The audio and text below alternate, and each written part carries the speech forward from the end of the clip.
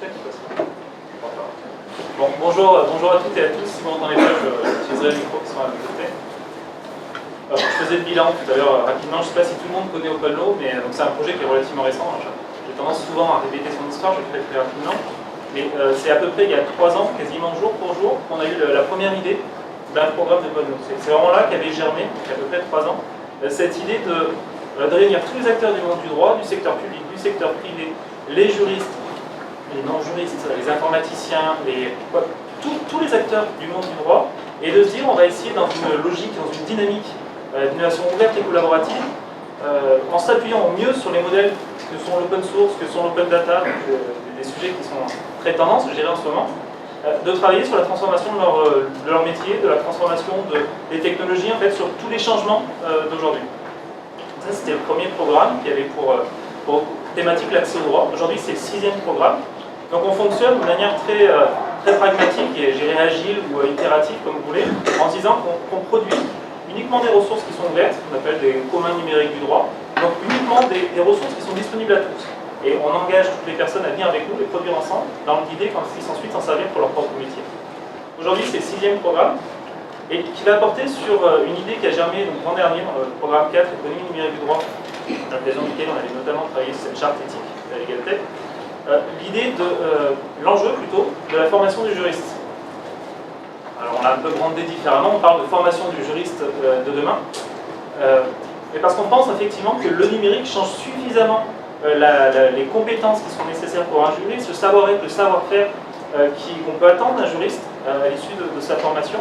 Le numérique apporte aussi des réponses en termes d'outils, en termes de pédagogie pour former les juristes de demain, et qu'en travaillant tous ensemble, donc encore une fois en réunissant le maximum d'acteurs du secteur public, du secteur privé, que ce soit des universités, que ce soit des grandes écoles, peu importe, tous ces acteurs, que ce soit des employeurs, vraiment tous les gens qui s'intéressent à ce sujet-là, en se disant qu'en travaillant ensemble, on pourrait produire en une année, en 2 mois, même si on est sur des périodes de 6 mois, quelque chose de concret. Alors, on aime bien parler de manière concrète au sein de l'OpenLaw.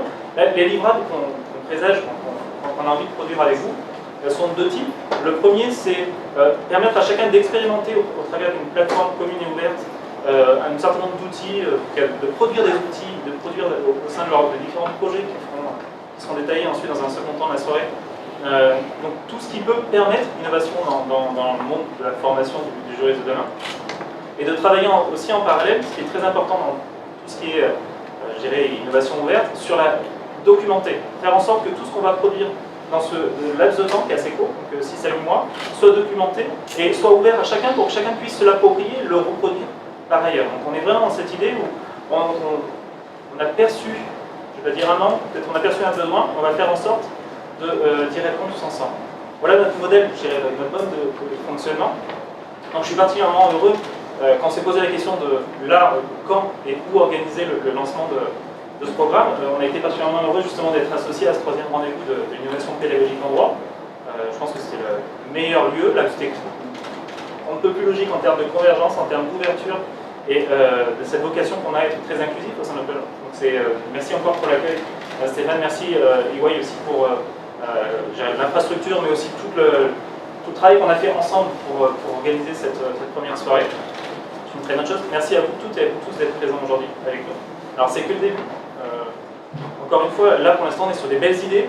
Pour ceux qui ont lu le programme 6 tel qu'on le conçoit, il y a des enjeux qui sont assez ambitieux, mais je vous rassure, c'est réaliste. C'est-à-dire qu'il va juste falloir se retrousser les manches et le faire ensemble, et ça on peut vous aider. Le but d'OpenLaw, c'est de vous aider à le faire. Je ne vais pas prendre plus la parole que ça. Je donnerai ensuite, donc, il y aura une série de pitch, 2 séries de pitch qui vont permettre d'alimenter un peu en termes de projection ce programme. Je ne peux pas remercier aussi tous les gens ici présents pour votre présence, mais aussi tous ceux qui ont déjà travaillé sur le programme 6 tel qu'il a été formulé. Remercier aussi plus spécialement Hélène Chamelton et Soumis Augustin pour tout le travail qui a été fait sur l'enquête qui a été assez largement diffusée ces derniers jours pour savoir quelles étaient les compétences en termes de numérique des juristes d'aujourd'hui. Je remercie aussi toute l'équipe d'OpenLaw, notamment Camille Charme qui est notre responsable de formation, responsable de programme, mais qui travaillera spécialement sur la formation pendant ce semestre.